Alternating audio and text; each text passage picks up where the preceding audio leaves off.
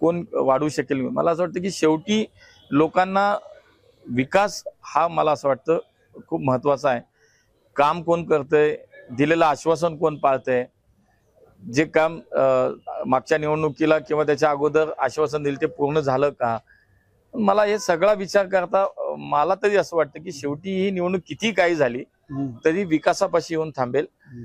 आज शेतकरी असेल, कामगार असेल, आमच्या महिला असतील, आमच्या युवा वर्ग असेल, हा प्रत्येकाचं त्या त्या ठिकाणचा त्या त्या स्तरावरचे त्यांचे प्रश्न आहेत। या निवडणुकीकडे पाहताना मला असं वाटतं की या राज्याचं पुढचं नेमकं भविष्य काय, या राज्याला एक विकसित राज्य करण्याचं म्हणून नेमकं काम कोण करू शकेल, कोणाच्या नेतृत्वामध्ये या राज्याचं भविष्य सुरक्षित असेल, शेवटी याचाही विचार त्याच्यामध्ये होतो की बाबा मला या राज्याच्या सरकारने आतापर्यंत काय दिलं, किंवा मला जर भविष्यात माझ्या पिढीला काय हवं असेल तर ते कोण देऊ शकेल। जेव्हा याचा विचार सर्वसाधारणपणे जनता करते। आणि जय हो महाराष्ट्र, डिजिटल मीडिया संपादक पत्रकार संघटना महाराष्ट्र आणि राज्यातील तमाम पत्रकारांच्या वतीनं विधानसभा निवडणूक 2024च्या निमित्तानं जय हो महाराष्ट्र ही योजना घेऊन आम्ही राज्यभर फिरत आहोत। आज महाराष्ट्रातील जे महाराष्ट्राचं राजकारणातीलच नव्हे तर शिक्षण, सांस्कृतिक आणि विकास आघाडीवरचं देखील नाक म्हणून ओळखलं जातं अशा पुणे शहरात आलेलो आहोत। आणि पुणे शहरात देशाचे केंद्रीय नागरी उड्डयन आणि सहकार राज्यमंत्री मुरलीधर मोहोळ यांच्याशी गप्पा मारणार आहोत।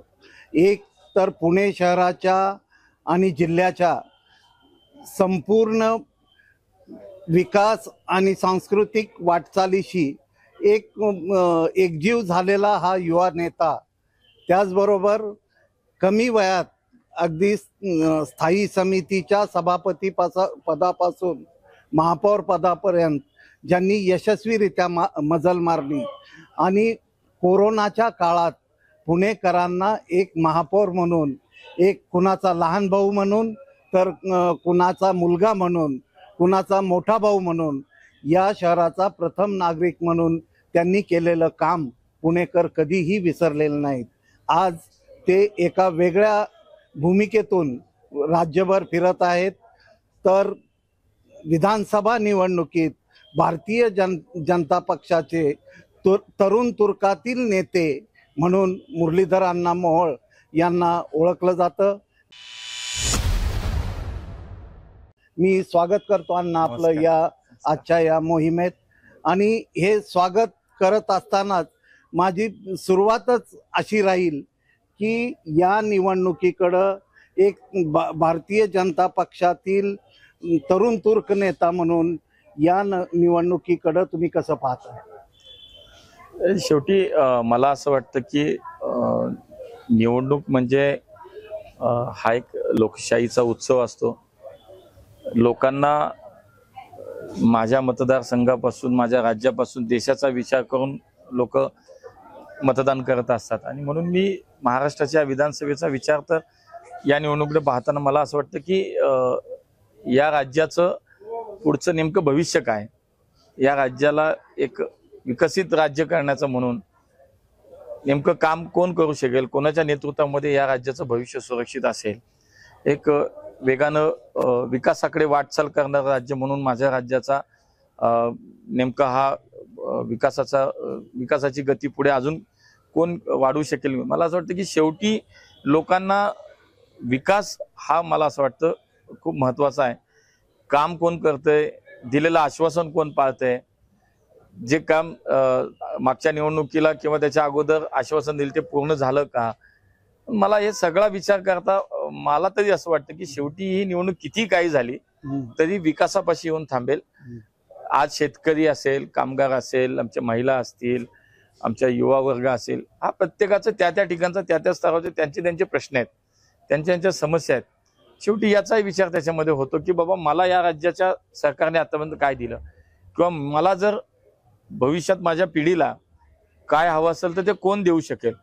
जेव्हा याचा विचार सर्वसाधारणपणे जनता करते आणि म्हणून विकासाभोवती निवडणूक येईल। विकास आणि त्या संदर्भातला मतदाराचा दृष्टिकोन हे मुद्दे तर आहेतच, परंतु महाराष्ट्राच्या राजकारणात पश्चिम महाराष्ट्र हा सत्तेच्या गणितात नेहमीच निर्णायक ठरत असतो. त्यात सहकार असेल, राज्यातले दिग्गज नेते असतील, मराठा चळवळी असतील किंवा जे जे घडतं त्याची सुरुवात पश्चिम महाराष्ट्रात होते. अशा पश्चिम महाराष्ट्रात जिथं शरद पवारांसारखे नेते आपल्या विरोधात की जे पूर्ण महाविकास आघाडीचे सूत्रधार आहेत, असं असताना पुण्यासह पश्चिम महाराष्ट्रातील उर्वरित जिल्ह्यामध्ये भारतीय जनता पक्ष आणि महायुतीला कशा प्रकारचं यश मिळेल असं तुम्हाला वाटतं? मला असं वाटतं की एकूण जवळपास 58 विधानसभा पश्चिम महाराष्ट्रात येतात. आजही जर पाहिलं तर आमच्या महायुती म्हणून आम्ही जवळजवळ 41 जागा, आमच्याकडं आता 42 जागा आमच्या आहेत. मला असं वाटतं की एकूणच गेल्या 10 वर्षाचं एकूण मोदी सरकारचं महाराष्ट्रासाठीचं योगदान आणि मागच्या 2.5 वर्ष जे महायुती सरकारने काम केलंय तोही जर विचार करता शेवटी आज आमच्याकडे 42 आमदार, तर निश्चितपणे त्यात वाढ होईल. त्याची कारणं पण आहेत की अनेक योजना, अनेक कामं या पश्चिम महाराष्ट्रात सुद्धा झाली. जसं आता सहकाराचा उल्लेख झाला, मी सांगेन की सहकार खात्याच्या माध्यमातून या राज्यातील साखर कारखान्यांना, साखर उद्योगाला एक ताकद देण्याचं काम माननीय अमित भाईंनी केलं. जवळपास 7,500 कोटी रुपये या राज्यातल्या साखर कारखान्यांना आतापर्यंत दिले. 10,000 कोटी रुपयाची इन्कम टॅक्सची माफी साखर कारखान्या, शेवटी ते शेतकऱ्याचे पैसे जात होते, ती या मोठ्या प्रमाणात जवळजवळ 10,000 कोटी रुपयाची माफी इन्कम टॅक्सच्या माध्यमातून दिली गेली. त्यामुळे सहकाराला एक वेगळं चालना देण्यासाठी, ताकद देण्यासाठीचं काम केंद्र सरकारच्या माध्यमातून झालं. दुसऱ्या बाजूला माननीय मोदीजींच्या नेतृत्वाखाली जर आपण पाहिलं तर सर्वसामान्य माणसाचा सुद्धा विचार करण्यात आला. एका बाजूला आंतरराष्ट्रीय स्तरावर, जागतिक स्तरावरती एक महासत्ता म्हणून आपल्या देशाची नवी ओळख करून देण्यात निश्चितपणे मोदीजींना यश आलं, हे आपण सगळेजण पाहतो. पण दुसऱ्या बाजूला या राज्यातल्या सर्वसामान्य माणसाचं जीवन, त्याचं उद्धार करणं, त्याचं जीवन मला असं वाटतं की आनंददायी करणं, त्याच्या जीवनाचं कल्याण करणं, यासाठी असंख्य योजना आल्या. आणि त्यातून हरियाणासारख्या राज्यामध्ये जे सुरुवातीला आपल्याला वाटलं की भाजप हारणार, पण समाजातला शेवटचा माणूस हा मोदीजींबरोबर सिद्ध झालं. त्याचं कारण या देशातल्या 50% पेक्षा अधिक लोकसंख्या ही मोदीजींच्या कुठल्या ना कुठल्या योजनेचे लाभार्थी आज. त्यामुळे त्यांना माहिती आहे की माझ्या जीवनात प्रकाश कुणी आणला, मोदीजींनी आणला. माझ्या आयुष्यात एक चांगलं योगदान कुणाचं आहे तर मोदीजी. म्हणून मला असं वाटतं की कामाच्या जीवावरती आणि या पश्चिम महाराष्ट्रात तर निश्चितपणे अधिक चांगल्या जागा आम्ही नक्की जिंकू असा मला विश्वास वाटतो. अण्णा, आत्ताच आपण सहकार क्षेत्रात जे काम चाललंय त्याबद्दल बोललो, तर तुमच्या या खात्याचे बॉस हे ज्यांना देशाचे बॉस मानलं जातं असे अमित भाई आहेत. तर डे टू डे तुमचं अमित भाईशी खात्यासंदर्भात असेल, महाराष्ट्राच्या राजकारणासंदर्भात असेल, काही संवाद होतो? आता एकत्रच काम करतो, त्यामुळे खरं तर सातत्यानं भेट असते, संवाद असतो.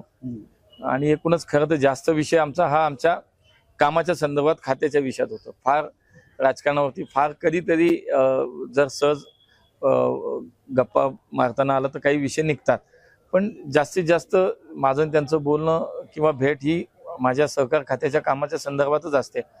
त्यामुळे एक नक्की आहे की या देशाला, ग्रामीण अर्थव्यवस्था या देशाची सक्षम करण्यासाठी म्हणून या देशातला सरकार मजबूत झाला पाहिजे, सहकार मजबूत झाला पाहिजे, ही भूमिका माननीय अमित भाईंनी घेतली. त्यामुळे त्याच्यात खूप काम आम्ही करतोय, त्यामुळे सातत्यानं भेटणं नक्की होतं. आता उड्डयन खातं तुमच्याकडे आहे. आपल्या राज्यात विमान सेवा आणि त्या अनुषंगानं खूप अपेक्षा तुमच्यामुळं वाढलेल्या आहेत. तर तुम्ही काय एक मास्टर प्लॅन महाराष्ट्रासाठी, पश्चिम महाराष्ट्रासाठी या खात्याचा केलाय का? आज ज्या दिवसापासून खरं हा पदभार स्वीकारलाय, स्वाभाविक आहे माझ्या राज्यात, ज्या राज्यातून मी प्रतिनिधित्व करतो त्या राज्यातल्या लोकांच्या अपेक्षा वाढणं हे स्वाभाविक आहे. आणि म्हणून मला असं वाटतं की मी त्याच्यात खूप काम करायला सुरुवातही केली. सुरुवात तर पुण्यापासून झाली. पुण्याचं नवीन विमानतळ जे आहे त्याचं उद्घाटन झालं होतं, पण बऱ्याच काही अडचणी होत्या. तांत्रिक अडचणीमुळे ते काम थांबलं होतं. ते ताबडतोब 1 महिन्यात लगेच आपण ते नवीन विमानतळ इतकं छान झालं, त्याचं ऑपरेशन सुरू झालं. तिथनं विमानाची उड्डाणं सुरू झाली. दुसरं नवी मुंबईचं विमानतळ आहे, त्याचंही आमचं वेगानं आता ते काम सुरू आहे. पुढच्या 4 ते 5 महिन्यात नवी मुंबईचं विमानतळ सुरू होते. देशातलं सर्वाधिक मोठं विमानतळ ते होते. पुरंदरच्या विमानतळाला आपण आता गती दिली आहे. त्या कामासाठी भूसंपादन राज्य सरकारने करायचंय म्हणून त्या संदर्भातल्या आता बैठका आणि त्याच्यावरती चर्चा विनिमय सुरू झालंय. सोलापूरचं विमानतळ सुरू झालं. शिर्डीच्या नवीन विमानतळाचं भूमिपूजन झालं.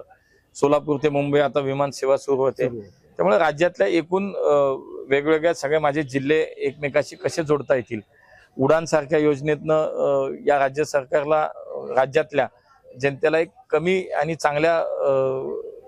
चांगल्या सवलतीमध्ये किंवा चांगल्या याच्यामध्ये दरामध्ये म्हणा किंवा प्रवासी दरामध्ये प्रवास करता कसा येईल याचाही विचार आम्ही करतोय. त्यामुळे एक जरी देशाचं काम करत असलो तरी माझं प्राधान्य हे काय माझ्या राज्याला तर निश्चित केलं. मी तिथून जातो. त्यामुळे ज्या ज्या मागण्या आहेत, जे प्रकल्प आहेत, अमरावतीचा आता होत आहे, असे खूप आहेत प्रकल्प की ज्याच्यामध्ये पुढच्या काळात लवकरात लवकर अनेक या राज्यातली कनेक्टिव्हिटी, एअर कनेक्टिव्हिटी ही चांगल्या प्रकारची होईल यासाठी निश्चित माझा प्रयत्न आहे. अण्णा, सहकार खात्याबद्दल आपण बोलत होता. खरं तर आपण भाग्यवान आहात की ज्या पुण्याच्या PDCC बँकेत, पुणे जिल्हा मध्यवर्ती सहकारी बँकेत अण्णांचे वडील सेवक म्हणून काम करत होते. त्या ज्या बँकेत वेगवेगळ्या छोट्या मोठ्या फाईल ज्यांच्या वडिलांनी या टेबलवरून त्या टेबलवर केल्या, अशा वडिलाचा हा सुपुत्र आज देशाच्या सहकाराचं नेतृत्व करतोय. ही त्यांच्यासाठीच नव्हे तर महाराष्ट्रासाठी देखील भूषणावह बाब आहे. आणि अण्णा, या अनुषंगानं तुम्हाला काय वाटतं? स्वाभाविक आहे की एक वेगळं समाधान आहे. मुळात मी सुद्धा ग्रामीण भागात नाही येतो. पुण्याजवळ माझं गाव आहे 20 किलोमीटरवरती. आणि त्यामुळे सुरुवात तर खरं गावातल्या सहकारापासून माझी फॅमिली जोडली तिथून आहे की गावातल्या डेअरीवरती रोज जाऊन दूध घालणारे शेतकऱ्याचा मी मुलगा आहे. गावातल्या विविध कार्यकारी सेवा सोसायटीमधून शेतीसाठी 5,000 10,000 कर्ज काढून शेतीसाठी मदत घेणाऱ्या शेतकऱ्याचा मी मुलगा आहे. आणि याचं समाधान आहे की त्या सहकाराचा एक आज मी भाग आहे.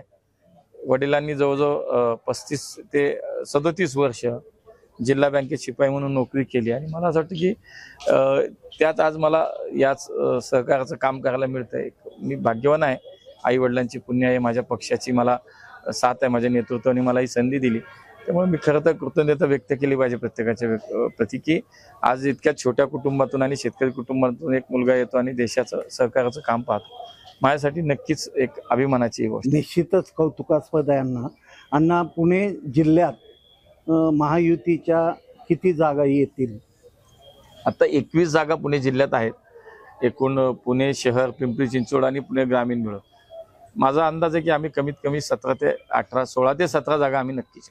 आणि शहरात चंद्रकांत दादा पाटील, हो, की ज्यांच्या मतदारसंघातून तुम्हाला सर्वाधिक लीड लोकसभेला होता, मला वाटतं 75 हजारांचा लीड. आता तुम्ही त्यांना कितीचा लीडनं निवडून आणणार आहात? कारण कोथरूड विधानसभा तर असा आहे की तो पारंपरिक आमचा भारतीय जनता पार्टीचा मतदारसंघ आहे. मी आणि दादा दोघे आम्ही तिथेच काम करतो. मी तिथेच आहे, दादा आहे तिथेच आहे. त्यामुळे मला असं वाटतं त्याची पुनरावृत्ती नक्कीच होईल. 75,000 पेक्षा कमी मताधिक्य दादांचं नसेल. दादांचा परफॉर्मन्स कोथरूडमध्ये कसा राहिलेला आहे? बघा, मी तर सांगेन की गेल्या 5 वर्षात, मागच्या 5 वर्षापूर्वी निवडणुकीला असा प्रचार झाला की दादा बाहेरचे आहेत, मग दादांना इथं. पण दादा निवडून कोथरूडकरांनी दादांवरती विश्वास ठेवला. पण गेल्या 5 वर्षात मी तुम्हाला सांगतो की इतकं प्रचंड काम दादांनी उभं केलं की आज तो विषय पण संपला. कोथरूडकरांना दादा आपलेसे वाटतात. कोथरूडकर तर झालेच, पण समाजातल्या शेवटच्या माणसाचा सुद्धा विचार दादा करतात. इतक्या मोठ्या प्रमाणात दादांनी आज समाजासाठी काम केलं. एक संवेदनशील नेतृत्व म्हणून आम्ही त्यांच्याकडे पाहतो. एक नेता संवेदनशील मनाचा कसा असावा, कारण समाजातल्या अगदी पीडित सगळ्या वर्गाला दादा 24 तास अवेलेबल असतात. हे मला असं वाटतं कोथरूडकरांनी अनुभवलंय. त्यामुळे कोथरूडकर भरभरून दादांना मतं देतील याच्याबद्दल माझ्या मनात शंका नाही. अण्णा, परवाच पुण्यात पंतप्रधानांची सभा झाली. त्या सभेत पंतप्रधान काय बोलतायत वगैरे याकडं पुणेकरांचं लक्ष होतंच, परंतु 2-3 वेळा मोदीजी तुमच्या कानात काहीतरी बोलले. ते कानात नक्की काय बोलले तुम्हाला? नाही, एकूणच राज्यात काय वाटतंय तुला की मुरलीधर क्या लगता है, क्या कैसा माहोल आहे, क्या आणि एकूणच सभेच्या बद्दल आहे आणि एकूण राज्यातल्या आत्ताच्या निवडणुकीबद्दल काय वाटतं, असं थोडक्यात 2-3 वेळा माहिती त्यांनी संवाद केला. जाता जाता तुम्हाला या निवडणुकीत तुम्ही जे काम हाती घ्याल त्यासाठी राज्यातील डिजिटल मीडिया आणि तमाम पत्रकारांच्या वतीनं शुभेच्छा देत असताना एक प्रश्न आपल्याला विचारतो की भावी मुख्यमंत्री म्हणून तुम्ही कुणाकडे पाहता? नाही, मला असं वाटतं की आतापर्यंत खूप मंडळींनी या राज्यासाठी खूप चांगलं काम केलं. आजही माझ्या जे काही नजरेत की मी पाहिलं, आमचे देवेंद्रजींनी 5 वर्ष खूप चांगलं काम केलं. आता शिंदे साहेब एक चांगलं काम करतात. राजकीय विचारांच्या पलीकडे जाऊन जर आपण पाहिलं तर मी सांगेन की त्यावेळेस सुद्धा नारायण राणे यांचे काम, वसंतदादा पाटलांसारखा एक आदर्श या राज्याला आहे. त्यामुळे यशवंतराव चव्हाण असतील, वसंतदादा असतील, ही खूप चांगली माणसं काम या राज्यात त्यांनी केलं. आज जरी वैचारिक मतभेद असला पवार साहेबांचा आमचा, तरी सुद्धा एक पुणे जिल्ह्यातले म्हणून शेवटी पवार साहेब हे राज्याचे मुख्यमंत्री, त्यांनी जे काम केलं ते पण निश्चित चांगलं आहे. आज जरी आम्ही वेगळ्या विचाराचं असलो, निवडणुकीचं वेळ असला, तरी शेवटी चांगल्याला चांगलं म्हणण्याची एक संस्कृती आहे, आमची परंपरा आहे. त्यामुळे आज तरी पाहिलं तर मला असं वाटतं की देवेंद्रजी आणि एकनाथ शिंदे साहेब खूप चांगलं काम करतायत. दोन्ही मुख्यमंत्री म्हणून या राज्यातल्या जनतेला निश्चितपणे त्यांचं काम आवडेल. खूप खूप धन्यवाद अण्णा. धन्यवाद. नमस्कार. जय हो महाराष्ट्र.